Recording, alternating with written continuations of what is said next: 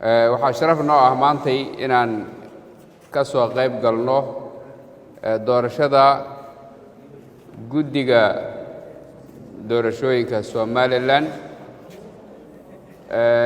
waxaan rabaa inaan halkaan uga mahad celiyo guddiga doorashooyinka qaranka, guddiga qoondada haweenka. sidoo kale waxaan rabaa inaan halkaan uga mahad celiyo mas'uuliyiinta kale ee xukuumadda ka tirsan ee ka soo qayb gashay. uu ka mid yahay wasiirka arrimaha gudaha iyo wasiir ku-xigeenka warfaafinta iyo dhammaan ka soo qaybgalayaasha. mudanayaal iyo marwooyin, assalaamu calaykum waraxmatullahi wabarakaatuh. runtii doorashadan doorasho wakhtigeedii kadib dhacday ayay noqotay.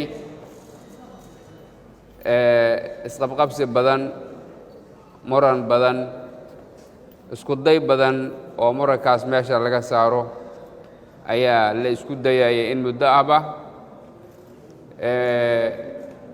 muddo dhowr bilood ah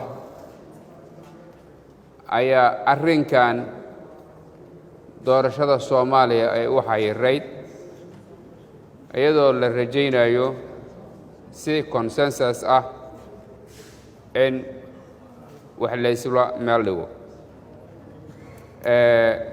waan ka xumahay inay ku dhammaan weyday sidii cid kasta oo hawshan u istaagto ay isugu dhabar jebisay.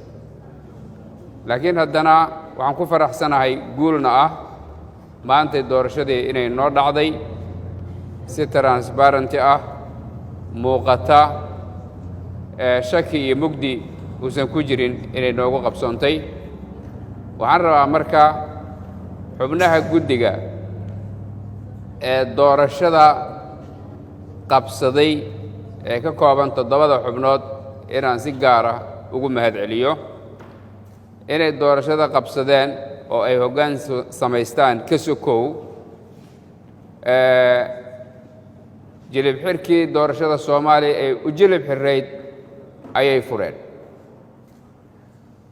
marka waxaa noo fudud marka wixii maanta ka dambeeya in doorashooyinku si habsami ah ay u sii socdaan.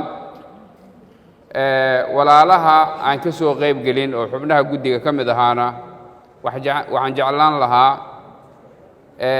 intaasu inay ugu fillaato wixii isjiijiid iyo tabasho iyo is-hortaag ah oo ay walaalahooda kale dhinacyada ka soo fadhiistaan si ay doorashada qaybta uga aadan ay uga qabsadaan. walaalayaal, waxyaabo badan oo waxa maanta ay guddigan ay isku jiidjiidayaan ka muhiimsan kana culus ayaa laga soo gudbay oo la isaga soo tanaasulay. hase yeeshee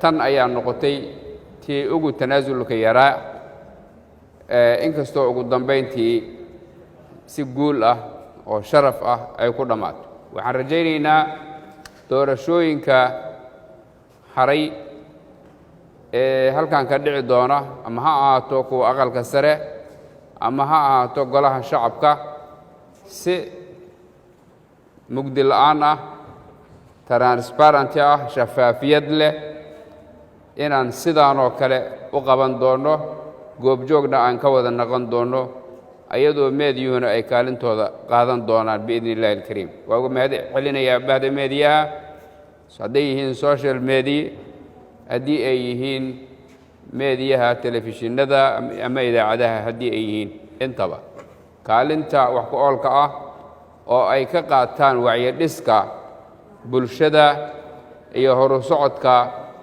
ummadda Soomaaliyeed. ha jiraan kuwo wax dhaliila, laakiin uma qaadano annaga inay wax duminayaan ee inayna tilmaamayaan oo wax iska hagaaji ayna leeyihiin ayaan u qaadanaa.